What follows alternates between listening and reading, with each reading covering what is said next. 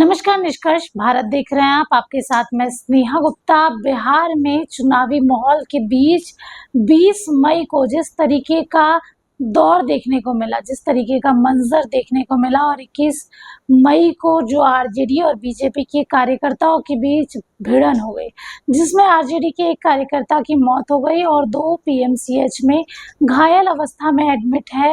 अब रोहिणी आचार्य ने खुल के कह दिया है कि मेरे ऊपर एफआईआर करो या मेरे ऊपर कुछ भी करो, मैं डरने वाली नहीं हूँ।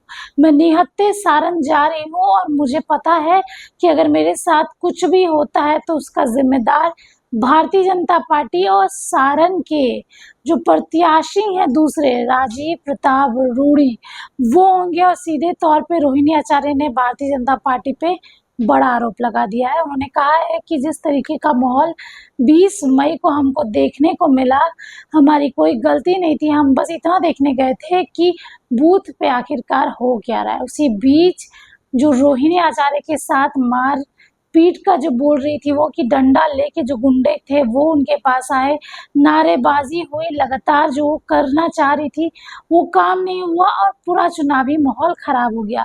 अब मीडिया कर्मी से बात करते हुए उन्होंने सीधे तौर पे ये कहा है, मेरे खिलाफ केस करो, भले ही गोली चलाओ, बीजेपी के गुंडों से शूट आउट का ऑर्डर निकलवाओ। राजीव प्रताप रूडी बोलते हैं गोलियां चलेंगी, सारण की बेटी रोहिणी आचार्य निहत्थे जा रही हैं, चलाओ गोली, अगर एक खरोच भी आती है तो बीजेपी के लोग जिम्मेदार होंगे। इसके पहले रोहिणी ने अपने सोशल मीडिया अकाउंट पर 4 लोगों की तस्वीर साझा की थी। उन्होंने आरोप लगाया था कि छपरा में वोटिंग के दौरान इन लोगों ने उपद्रव किया और आरजेडी समर्थक को गोली मारकर हत्या कर दी।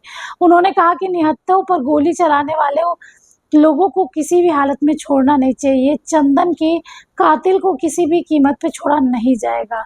तस्वीर आपकी स्क्रीन पे भी आपको दिखाई देगी कि कौन से वो 4 तस्वीरें हैं जो रोहिणी आचार्य ने साझा की है। इसके साथ आपको ये भी बताएं कि सारण लोकसभा सीट पर 20 मई को 5वें चरण के मतदान होने थे। मतदान को लेकर जिस तरीके का माहौल वहां बन गया, पहले तो जब रोहिणी आचार्य वहां पहुंची तो उनका खूब विरोध हुआ, चारों तरफ लोग नारेबाजी करने लगे और कहने लगे कि रोहिणी आचार्य वापस जाओ।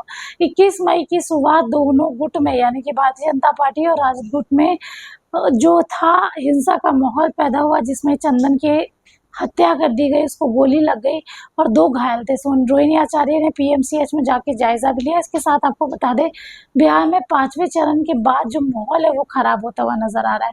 अब देखना होगा आगे क्या कुछ होता है। और रोहिणी आचार्य आज निहत्थे जा रही है। अब इस सब की नजर इसलिए भी बनी रहेगी कि अगर रोहिणी आचार्य को कुछ भी होता है तो उसके जिम्मेदार से भारतीय जनता पार्टी होंगी। आप बने रहिए हमारे साथ, तब तक के लिए बहुत बहुत शुक्रिया।